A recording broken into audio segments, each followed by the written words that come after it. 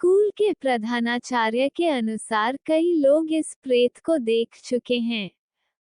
कहते हैं उत्तरांचल के पहाड़ी कस्बे मसूरी के माउंट प्लीजेंट स्कूल के ठीक ऊपर विनबर्ग अला स्कूल में एक प्रेत रहता है जो स्कूल के मैदान में झूला झूलकर अपना मन बहलाता है। रात के सन्नाटे में जबकि पेड़ का पत्ता तक नहीं हिलता, लोग खाली झूले को तेजी से हिलते देखकर डर जाते हैं। यही एक और जगह, कुछ पहले तक एक टूटे फूटे मकान में सफेद कपड़ों में एक सुंदर महिला अमावस्या की रात में दरवाजे पर इंतजार करती थी। यह कोई नहीं जानता कि वह कौन थी और किसका इंतजार करती थी। वहीं केमल के पीछे वाली सड़क पर भी भूतों का अड्स है। यह सड़क बादलों के अंतिम छोर तक जाती प्रतीत होती है। विंसेंट हिल पर एक पुराने टूटे फूटे मकान के बारे में कहा जाता है कि वहां एक बड़ी बड़ी दाढ़ी वाला बूढ़ा भूत प्रेतों का सरदार है। अच्छी हवेलियों में से एक मुलिंगर और मसूरी में एक पुराना मकान है जो आयरिश कैप्टन यंग, जिसने पहली गोरखा बटालियन का उसके शुरुआती दौर में संचालन किया था, का घर था।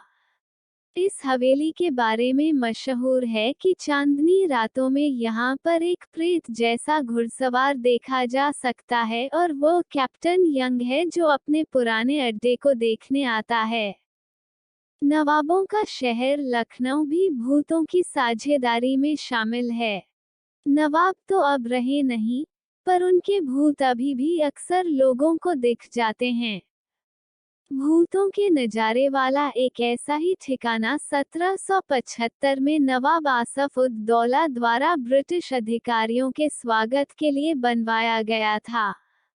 1857 के एक विद्रोह में उनका परिवार समाप्त हो गया था।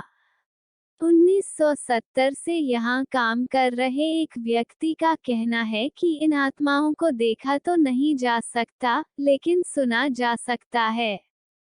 आम जनता के लिए अब बंद हो चुके इस तहखाने में रात के बजे से सुबह सूरज निकलने तक उनकी आवाजें सुनी जा सकती हैं।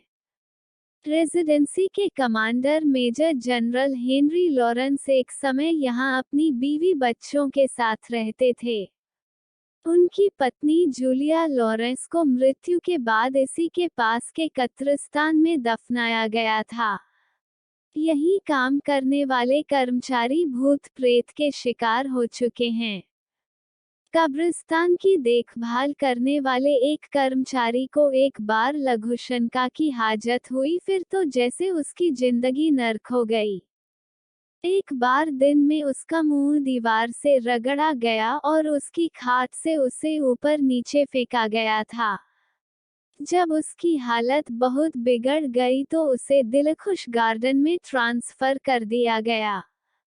एक बार घर लौटते फेंक महावीर प्रसाद को लगा जैसे कोई कब्रिस्तान की तरफ से उसके ऊपर पत्थर बज लौटते वक्त भी उसे अजीब अजीब आवाजें सुनाई दी। किसी तत्सबहु महसूस नहीं हुआ, लेकिन प्रसाद को अपना रास्ता बदलने के लिए कुछ काफी था। डॉक्टर शरत श्रीवास्तव हालांकि इन सब बातों में विश्वास नहीं करते, लेकिन उनके लिए यह बता पाना भी मुश्किल है कि एटकिनस गार्ड पर आयोजित उनकी प्रदर्शनी बिना किसी वजह के क्यों जल गई थी। कई लोगों का मानना है कि कुछ वर्ष पहले एक बिना सिर वाला अंग्रेज व्यक्ति अखबार के बारे में रातों को लोगों से पूछता फिरता था और जब उसे यह दे दिया जाता तो वह दूर चला जाता।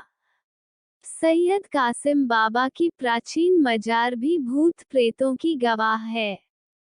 लोग कहते हैं कि बाबा अक्सर एक बरगद के पेड़ के नीचे सफेद लबादे में शांति से घूमते हुए दिखाई देते हैं और अंततः गायब हो जाते हैं। ऐसे किस्सों में कितना सच है और कितना झूठ कहना मुश्किल है, मगर लगता है जब तक मानव जाति का अस्तित्व है तब तक दिवंगत आत्माएं भी रहेंगी और कभी डर तो कभी अचरज पैदा करती हुई।